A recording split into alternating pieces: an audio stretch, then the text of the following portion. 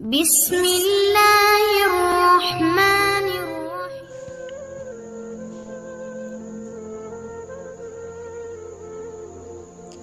لاکھوں کمانے والے سے زیادہ وہ بندہ خوش رہتا ہے جو نہ ملی ہوئی چیزوں کی بجائے ملی ہوئی نعمتوں کو یاد رکھے۔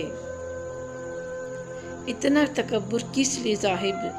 کیا تم نہیں جانتے؟ قبر کی تنہائی، قبر کا اندھیرا، قبر کی وحشت، قبر کی تنگی، قبر کی سخت پکڑ اور قبر کے کیڑے جن کی خوراک تم ہو، پھر تکبر کس بات کا؟ اقوال تو عقل مندوں کے لیے ہوتے ہیں، بے وقوفوں کو ان سے کوئی فائدہ نہیں ہوتا۔ دوست وہ ہے جو دوست کا ہاتھ اس کی تنگی اور پریشانی میں پکڑتا ہے۔ ایک بار ایک بادشاہ نے ایک آدمی سے پوچھا، کیا آپ کو میری یاد آتی ہے؟ اس آدمی نے جواب دیا، ہاں، جب میں خدا کو بھول جاتا ہوں۔ زندگی کی درازی کا راز، زندگی کی درازی کا راز صبر میں پوشیدہ ہے۔ اگرچہ انسان کو مقدار سے زیادہ رزق نہیں ملتا، پھر بھی رزق کی تلاش میں سستی نہیں کرنی چاہیے۔ موتی اگرچہ کیچڑ میں بھی گر جائے تو قیمتی ہے، اگر گرد آسمان پر بھی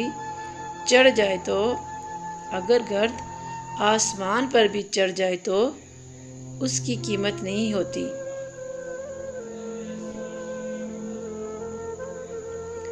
شیر سے پنجہ لڑانا، شیر سے پنجہ لڑانا اور تلوار پر مکہ مارنا عقل مندوں کا کام نہیں ہے۔ کسی کو اچھے مال سے، کسی کو اچھے عمل سے دلی خوشی دینا 1000 سجدوں سے بہتر ہے۔ بارش کا ایک ننھا قطرہ بادل سے ٹپکا، جب اس نے سمندر کی چوڑائی دیکھی تو بہت شرمندہ ہوا اور دل میں کہا کہ سمندر کے سامنے میری کیا حیثیت ہے۔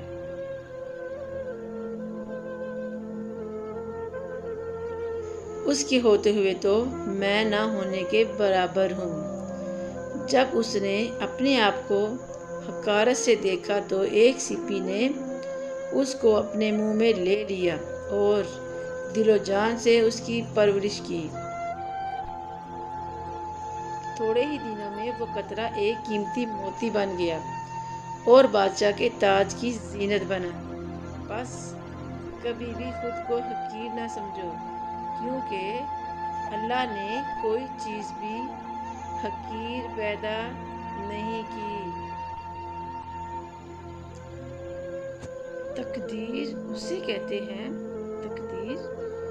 کہتے ہیں جو انسان کو کھینچ کر وہاں لے جائے جہاں وہ نہ جانا چاہتا ہو۔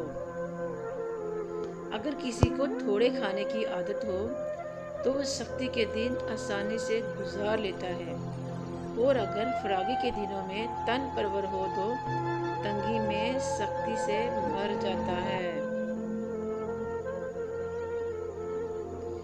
آپ 40 سال کی ہو جائیں تو سمجھ لیجئے کہ زندگی کی اجل ہو چکی ہے۔